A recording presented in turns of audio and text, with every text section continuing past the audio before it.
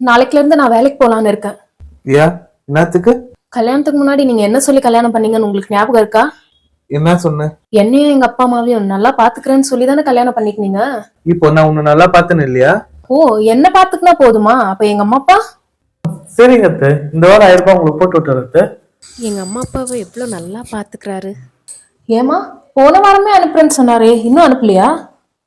சரிம்மா, அவர்கிட்ட சொல்லிட்டு உங்களுக்கு அனுப்ப சொல்றேன். மா, நீங்களே சொல்லுங்கம்மா. சம்பாதிச்சு சம்பாதிச்சு அவங்க குடும்பம் ஆகுது.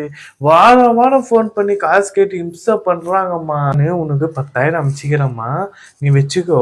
உனக்கு எதுனா காசு வேணும்னா எனக்கு சொல்லு, நான் காசு அனுப்புறேன். அவ கேட்டானா என்ன இல்லைன்னு சொல்லிடுறேன், சரியா?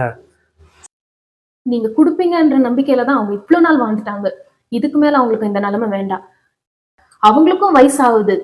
என்ன, சம்பாரிச்சு கூட ஒரு ஆம்பளை புள்ளதான் இல்லை, ஆனா அவங்களுக்கு நான் இருப்பேன். அவங்கள கடைசி வரைக்கும் நான் பாத்துக்குவேன்.